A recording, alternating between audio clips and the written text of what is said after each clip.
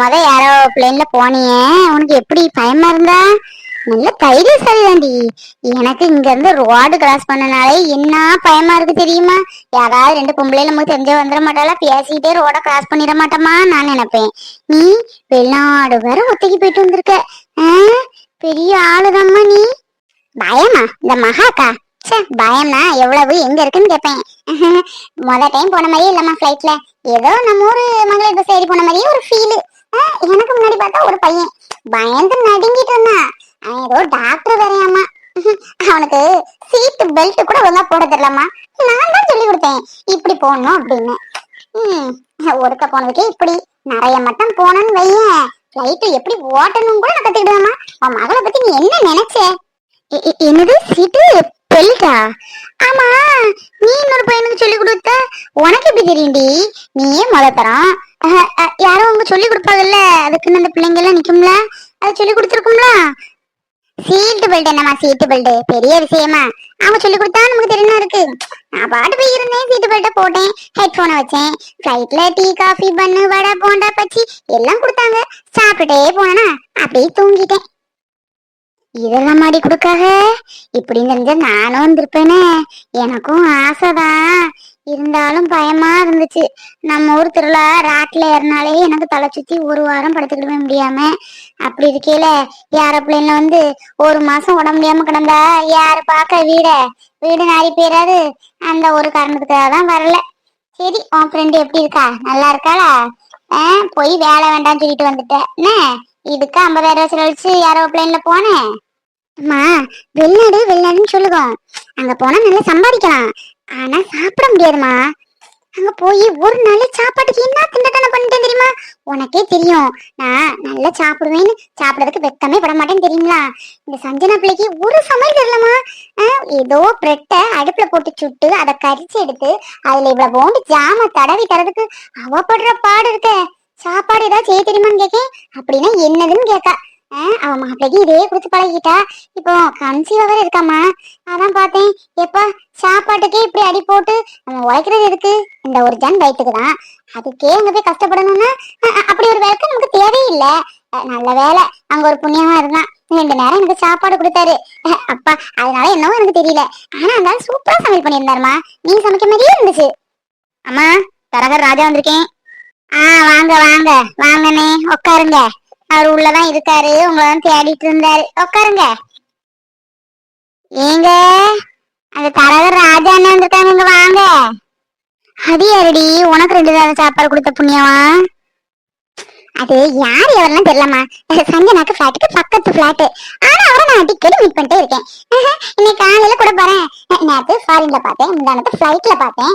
இன்னைக்கு நம்ம ஒரு பஸ் ஸ்டாண்ட் கிட்ட நிக்கிறாரு. அவங்க அம்மாக்கு ஏதோ உடம்பு முடியலையா, அதுக்காக அங்க ஏதோ ரிசைன் பண்ணிட்டு வந்தாரோ லீவ் போட்டு வந்தாரோ தெரியல. அப்ப நான் கூட சொன்னேன், எங்க வீடு பக்கத்துலதான் இருக்கு, அப்பாட்ட கார் இருக்கு, உங்களுக்கு டிரைவிங் தெரிஞ்சா கார் எடுத்துட்டு போயிருங்க அப்படின்னு சொன்னேன். அவரு டிரைவிங் தெரியாது போல. சரி, அப்படி பாக்கலாம் அப்படின்ட்டு வந்துட்டேன். நல்ல நல்ல கால்ல நல்ல டைப்புமா. வாங்க வாங்க ராஜா, எப்படி இருக்கீங்க? 2 நாள் முன்னாடி வந்தீங்களா? பொண்டாட்டி சொன்னா. அப்புறம் ஐயே, அவரை பார்த்துட்டு அப்படியே விட்டுட்டா இருந்த, கையோடி கூட்டிட்டு வந்துருக்க கூடாது. பாவம், உனக்கு 2 ரூபா சாப்பாடு தந்திருக்காரு.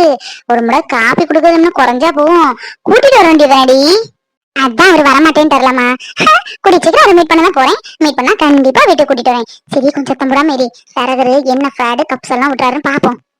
ஐயா, நல்ல ஒரு சம்பந்தம் வந்துருக்கு பாத்துடுங்க. கொண்டு வரக்கூடிய சம்பந்தத்தை எல்லாம் வேண்டாம் வேண்டாம்னு சொல்லுவீங்க. என் மகளுக்கு அப்படி பொருந்தாது இப்படி பொருந்தாதுன்னு. இந்த பையன் உங்க மகளுக்கு ஏத்த பையன். குடும்பம் நல்ல குடும்பம், வசதி வாய்ப்புக்கு ஒரு பிரச்சனை இல்ல, நல்ல கவர்மெண்ட் வேலை. பையன் ஒரு தனியா அந்த ஊர்ல ஆஸ்பத்திரி அவன் கட்டிருக்கான், இலவச ஆஸ்பத்திரி தான் பாத்துடுங்க. நல்ல பையன் பாத்துடுங்க. வேணா சொல்லுங்க, போய் ஒரு நாள் போய் மாப்பிள்ளை பாத்துட்டு வருவோம். அதுக்கப்புறம் நானும் பொண்ணாங்க வந்து பாக்க வரட்டுமே.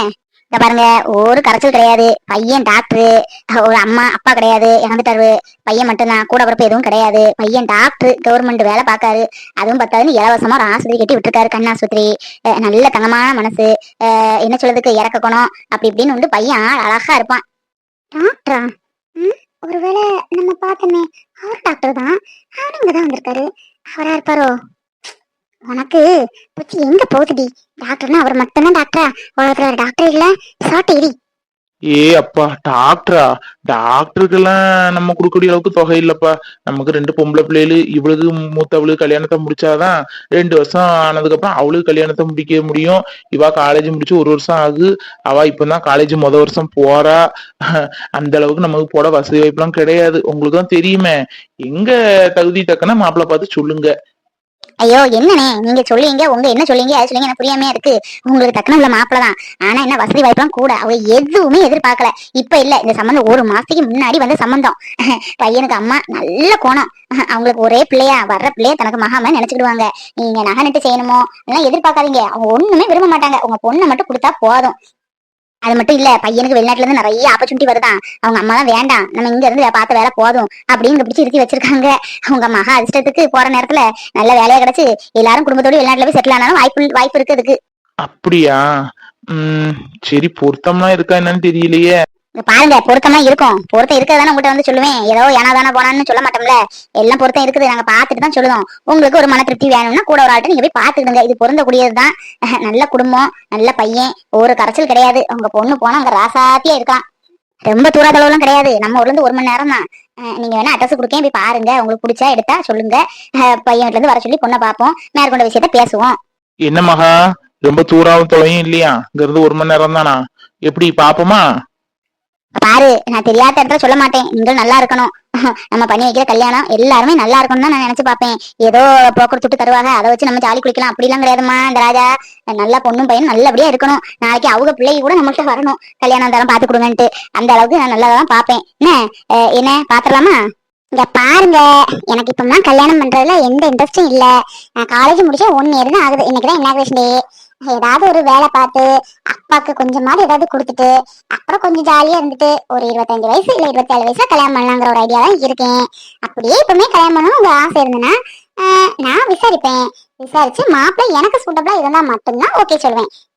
அப்புறம் என்னன்னே, பொண்ணே சொல்லிருச்சு, விசாலமா கொடுக்குறேன், விசாரிச்சு பாருங்க. உங்களுக்கு பிடிச்சுன்னா சொல்லுங்க, மேற்கொண்டு போய் பேசுவோம். சரி, அப்ப நான் கிளம்புறேன். நல்ல இதை பார்த்து போன போடுங்க. அப்பா ஏன்ப்பா இப்படி அவசரப்படுறீங்க? கல்யாணம் கல்யாணம் கல்யாணம்னு கல்யாணம் பண்ணதான் போறேன். கல்யாணம் பண்ண விடவா போறீங்க? ஒரு 2 வருஷம் போகட்டுமே. இப்பதான் காலேஜ் முடிச்சு 1 இயர் ஆகுது. எப்படியாவது வெளிநாட்டுல போய் நல்ல ஒரு வேலையில போய் செட்டில் ஆயிடலாம். உங்களையும் நல்ல நிலைமை கொண்டு வந்துட்டு அதுக்கப்புறம் தான் கல்யாணம் முடிக்கலாம்னு நினைச்சேன். எனக்கு என்னவோ வெளிநாட்டு லைஃப் ஸ்டைல் பிடிக்கல. இங்கேயும் இப்போ வேலை தேடிட்டு தான் இருக்கேன். அதுக்கடையில கல்யாணம்னா இப்ப வேணாமாப்பா. ஒரு 1 இயராவது போகட்டுமே. இங்க பாரு மகா, உனக்கு அப்புறம் ஒரு ஆம்பளை பிள்ளை இருந்தான்னு வையேன். சரி, நீ சொன்ன மாதிரி 25 27 29 வயசுல கூட கல்யாணத்தை முடிச்சிருக்கலாம். அப்புறம் ஆம்பளை பிள்ளை தானே, பைய பாத்துக்கிடலான்னு இருந்துருவேன். உனக்கு அப்புறம் தங்கச்சி இருக்காமா? உனக்கு கல்யாணத்தை முடிச்சுக்கிட்டு ஒரு 2 வருஷத்துக்குள்ள இன்னும் அவளுக்கு நகை நட்டு சேர்க்க பார்க்கணும். அவளுக்கும் கல்யாணத்தை முடிக்கணும்ல. அதான் அப்பா சொல்லுத கேளுமா. எப்பவும் போல இதையும் தட்டி விடாத. நல்ல மாப்பிள்ளை இத சொல்லுவாங்கல்ல. இந்த காலத்துல யார் நகை நட்டு வேண்டான்னு கல்யாணம் முடிப்பாங்க சொல்லு?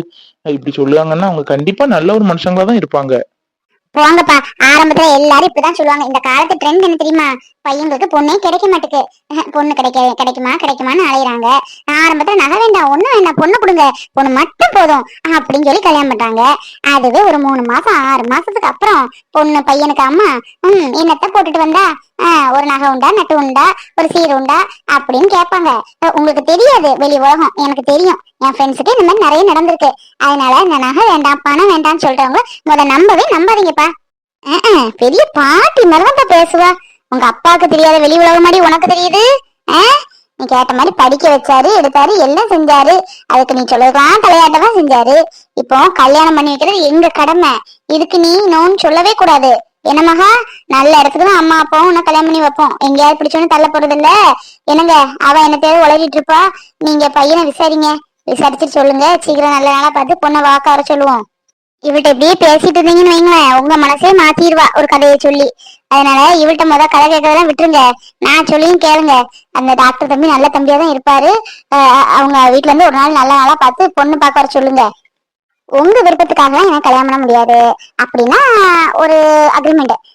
பையன் நான் பார்த்து நல்லா பேசி பழகி நல்லா புரிஞ்சுக்கிட்ட அப்புறம் தான் கல்யாணம் பண்ணுவேன். அதுக்கு ஓகேன்னா சொல்லுங்க, நான் சம்மதிக்கிறேன்.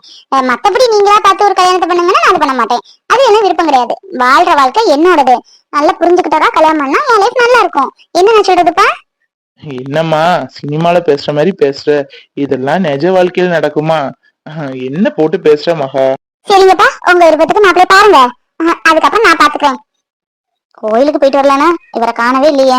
சரி, உள்ள தண்ணியும் வரல, 2 குடம் தண்ணி எடுத்து ஊத்திக்கிட்டு இருப்போம். அது கடையில வர்றாரா பாக்கலாம், இல்லாட்டி சாயந்தரமே போலாம். துணி வேற நிறைய இருக்குது. துவைக்கலைன்னா அதுவும் பேசுவாங்க. கோயிலுக்கு வேற போகணும். சரி, கோயிலுக்கு போயிட்டு வந்து பாத்துக்கலாம். அத்தை சாப்பிட்டீங்களா? இட்லி எடுத்து வச்சேன், உங்களை பார்த்தேன் காணல.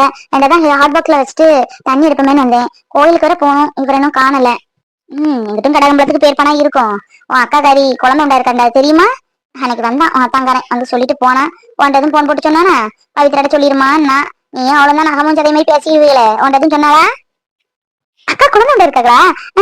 இல்ல இல்ல என்கிட்ட சொல்லல. ரொம்ப சந்தோஷமா இருக்கு. ஆமா ஆமா, அவன் தான் வந்து சொன்னான். அவன் ஒண்ணு இன்னும் வந்து சொல்லல. அதனால நம்பி பார்க்க போக மாட்டேனே. ஒரு நல்ல விஷயம் தானே. இப்படித்தான் வந்து நேர்ல சொன்னா என்ன சந்தோஷப்பட மாட்டோம்? மாப்பிள்ளை சொல்லி விட்டுருக்கா. சொல்லி விட்டாலோ இல்ல அவன் அவளுக்கு தெரியாம வந்து சொன்னானோ ஒன்னும் தெரியல. சரி, நல்ல நடந்தா சரிதான். நீ ஒரு நல்ல விஷயம் சொல்லுவேன்னு எதிர்பார்த்துட்டு இருந்தா உனக்கு முன்னாடி உன் அக்கா கறி முந்திக்கிட்டா. என்னத்த சொல்ல. நாளை போட்டு கிடைச்சிட்டு இருக்காதிய. சீக்கிரம் ஒரு பேரனோ பேத்தியோ இந்த வீட்டுல விளையாடட்டும். பவித்ரா, எங்களும் 5-6 சேலைய இது அழுக்கு குடையில போட்டு வச்சிருக்கேன். எடுத்து துவைச்சு போட்டுரு என்ன. என் ரூம்ல பாத்திரமா கழுவி விடல 2 நாள் ஆச்சு. கழுவி விடலான ஒரே இடுப்புலியா இருக்குது. எங்க போட்டு கழுவ வெண்ணி வச்சு வெளியே வச்சுதான் ஊத்துனே குளிச்சேன். அதான் நீ புறாடி துணி துவைப்பில்ல, எல்லாம் அலசி விட்டு பாத்துருவேன். துணியும் துவைச்சு காய போட்டுரு. மழை புறாப்பு மாதிரி இருக்குது, காயாது. அத்தை, நான் கோயிலுக்கு கிளம்பிடுவேன். நாளைக்கு வேணா துணி சோப் போட்டு கொடுக்கட்டுமா அத்தை? நாளைக்கா? ஏன் இன்னைக்கு என்ன வேலை உனக்கு? கோயிலுக்கு போயிட்டு வந்துருவில்ல, கோயிலுக்கு போய் படுத்து உறங்க போறது இல்லையே. கோயிலுக்கு போயிட்டு வந்து துணியெல்லாம் சோப் போட்டு போடு. அப்படி பாத்திரமே கழுவி விட்டுட்டு குளிச்சிரு என்ன. எனக்கு தோட்டத்துக்கு வர போண்டி இருக்கு, போயிட்டு வரேன். தோட்டத்துல எல்லாரையும் வேலைக்கு வர சொன்னேன், வந்தாங்களோ என்னமோ தெரியலையே. மழை வர பூராப்பு இருக்கு. காலையில ஒரு வார்த்தை சொல்லியிருந்தா துணியை துவச்சு சோப் போட்டிருப்பேன்ல, பாத்ரூமையும் கழுவி விட்டுருப்பேன். இப்போ ரெடி ஆனதுக்கு அப்புறம் சொல்றாங்க இன்னும் வந்து மறுபடியும் துணி துவச்சு மறுபடியும் பாத்ரூமை கழுவி குளிச்சு சமையல் வேற பண்ணணும். சரி, என்ன செய்ய, பண்ணனா குத்தம். பவிக்குட்டி, கோயிலுக்கு போக எப்போ குறை சொன்னேன்? எங்க போனீங்க காலையில? கோயிலுக்கு போயிட்டு வந்திருக்கலாம்ல. அப்பதே டைம் ஆயிட்டு பாருங்க. வந்து வேலை வேற பாக்கணும். அத்தை இருக்காங்க உள்ள, இப்ப வருவாங்க பாருங்க. அம்மா இல்லைன்னு எனக்கு தெரியும். இப்பதான் எத்தாப்புல தோட்டத்துக்கு போறாக. கோயிலுக்கு இன்னைக்கு போகணுமா? கண்டிப்பா கண்டிப்பா போய் தான் ஆகணும். ஏன்? இல்ல, அம்மா வர மதியம் ஆயிரும். நானும் பேசாம மத்தியானம் வேலைக்கு போயிருவேன். அதான் கோயிலுக்கும் போகலைனா. போகலைன்னா போகலைனா போ பவி, எனக்கு வெக்கமா இருக்குது. பண்ணியது உங்கள் கண்ணம் கிள்ளியது. அடி இப்போதும் நிறமாறாமல் என் நெஞ்சில் நிற்கிறது. அங்கு பட்ட சேலைகளும் நகை நட்ட பாத்திரமும் உன்னை கேட்டேனே, சண்டை போட்டேனே, அது கண்ணில் நிற்கிறது. ஜாதி மல்லிப்பூவே, தங்க வெண்ணிலாவே, ஆசை தீரவே பேசலாம் முதல் நாள் இரவு.